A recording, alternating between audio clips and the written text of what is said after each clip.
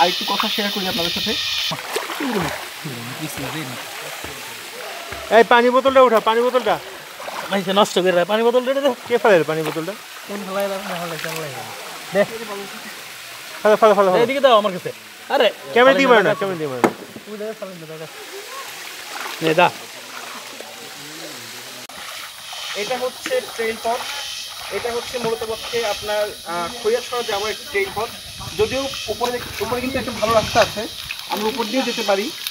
শুকনো মৌসুমে সাধারণত মানুষ উপরের রাস্তাটা ইউজ করে, কিন্তু আমি আপনাদেরকে দেখানোর জন্য মূলত এই ট্রেইল পথে নেমেছি। এবং বর্ষাকালে এখানে প্রচুর পরিমাণে পানি থাকে, এবং এই পানি বেয়ে কিন্তু যারা অ্যাডভেঞ্চার খুব লাইক করেন, অ্যাডভেঞ্চার লাইক করেন, তারা সাধারণত এই পথ ধরেই তারা খৈয়াছড়ার দিকে যান। আমরা খৈয়াছড়া অবশ্য ঘুরে আসছি, তারপর আপনাদেরকে দেখানোর জন্য আমরা এখানে একটু করলাম।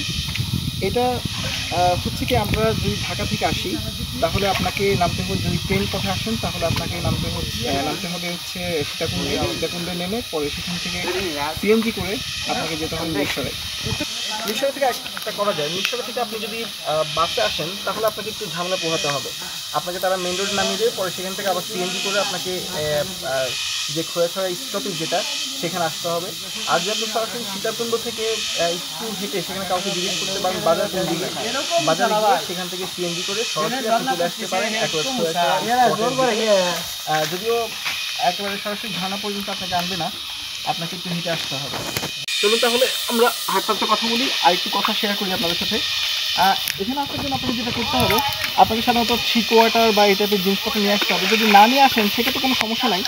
এখানে আপনি টেম্পো স্ট্যান্ডে নামার পরে, সিএনজি স্টেশনে নামার পরে এখানে কিছু দোকান দেখতে পাবেন, সেখানে সব রকম আইটেম পাওয়া যায়। আপনার থ্রি কোয়ার্টার থেকে শুরু করে স্ট্যান্ডার্ড সব রকম আইটেমই পাওয়া যায়, যদিও প্রাইসটা মোটামুটি রিজনের মধ্যেই মনে হবে।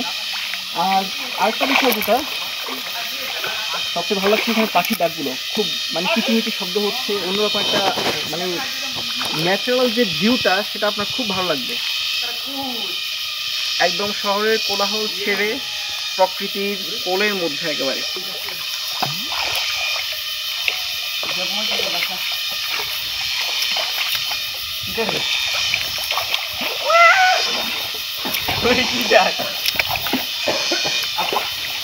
এবার তাহলে সেরা ফল আমরা একটু ঘুরে দেখি।